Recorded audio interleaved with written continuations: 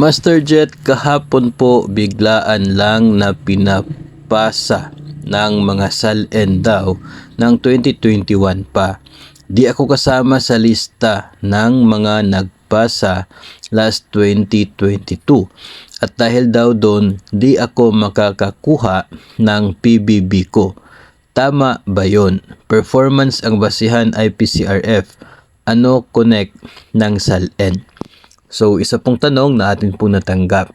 Ito pong submission ng SALN, itong Statement of Assets, Liabilities, and Net Worth, ay isa po sa basic na requirement ng bawat government employee. No, mandated po yan. No, mayroon pong mandate ang Civil Service Commission para po dyan. Regardless kung ano po yung atin pong issues, atin pong position, we are required. So ito po yung laman ng IATF ng PBB, no? Ito pong kanilang Memorandum Circular number 2022-1 para po sa guidelines ng PBB 2022 number 6.15. No, officials and employees who failed to submit the 2021 SALN as prescribed in the rules provided under Civil Service Commission Memorandum Circular number 3, series of 2015, or those who are responsible for the non-compliance with the establishment and conduct of the review and compliance procedure of SALN shall not be entitled to fiscal year 2022 performance-based bonus. So, hindi po si Schoolhead ang nagsabi, hindi po yung DepEd, kundi yun pong agency na namamahala sa evaluation ng PBB performance po, na yun pong mga hindi nag-comply sa SALN when you are already in the service, no? At you are already mandated by the Civil Service Commission as required na mag-submit ng SALN tapos hindi ka nag-submit, then you are not entitled for the performance-based bonus.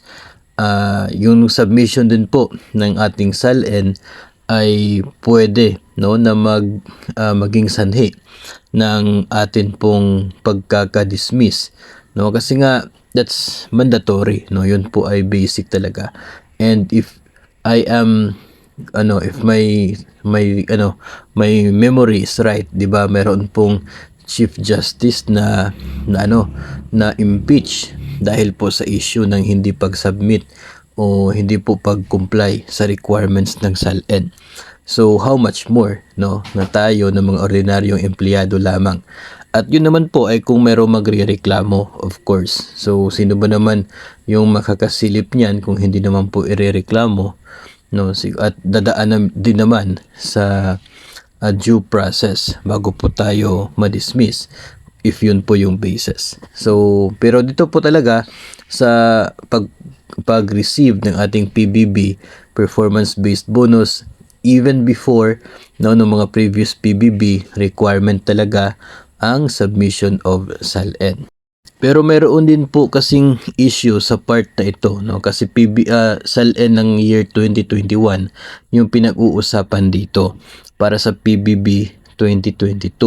So paano kung ikaw ay in service na hire taong 2022 o kaya ay 2023, tapos meron kang service na nangyari during that August 1, 2022 to July 31, 2023 na period, tapos hindi ka nakapag-comply ng 2021 na SALN because hindi ka pa naman nakapasok sa government service. Noong December 2021 ay hindi ka pa empleyado ng gobyerno, so you are not required to submit the 2021 SALN. Ay kanino ka mag-submit, no? Hindi ka naman empleyado by that time. So yun po yung isang bagay na dapat din pong tingnan, no? Yung iba daw, may mga nababasa tayo na they are still required, no? Hindi daw sila bibigyan ng PBB nga nitong 2022 kasi wala silang SALN sa 2021, pero they were hired 2022 na. By the time na hindi naman sila required to submit the 2021 SALN kasi nga they are not part of the doon sa pinapa-comply kasi wala pa sila sa government service, no? So yun din po ay isang bagay na dapat din pong tingnan at dapat maging clear, no, kung sa mga kaka-hire lamang kung ano ba talaga yung magiging sitwasyon, kung bibigyan ba sila ng PBB or hindi sila bibigyan, no?